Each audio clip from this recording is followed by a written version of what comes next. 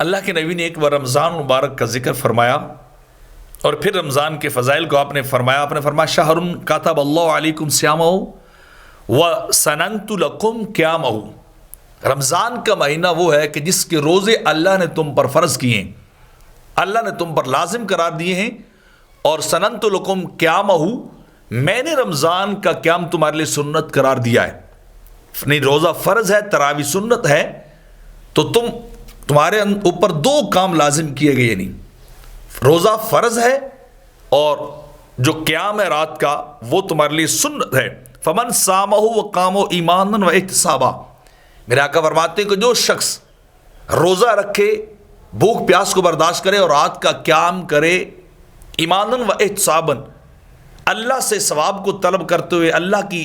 اطاعت کرتے ہوئے، میری اتباع کرتے ہوئے، تو جب بندہ روزے رکھے، راتوں کو قیام کرے، اس کو اجر کیا ملے گا، اس کا بدلہ کیا ہوگا؟ میرے آقا فرماتے خرج من ذنوبہ کا یوم ولدتہ امہ، وہ اپنے گناہوں سے یوں نکل جاتا ہے جیسے آج ہی اس کی ماں نے اسے جنم دیا ہو، وہ آج ہی پیدا ہوا ہو، جیسا نیولی پیدا ہونے والے بچے کے گناہ نہیں ہوتے۔ رمضان کے روزے رکھنے والا، رمضان کی راتوں کو قیام کرنے والا، مسجد سے دل لگی کرنے والا،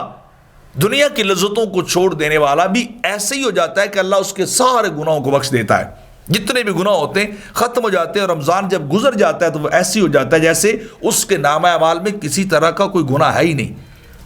اس کے نامہ اعمال میں کسی طرح کا کوئی جرم جو ہے وہ لکھا ہی نہیں ہے۔ جیسے ایک اور حدیث مبارکہ کے اندر آتا ہے کہ آقا علیہ السلام فرماتے ہیں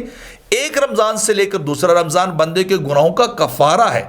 اگر بندہ گناہ کبیرہ سے بچتا رہے، جیسے ایک نماز سے لے کر دوسری نماز درمیان والے گناہوں کے لیے کفارہ ہے، ایک جمعہ سے دوسرا جمعہ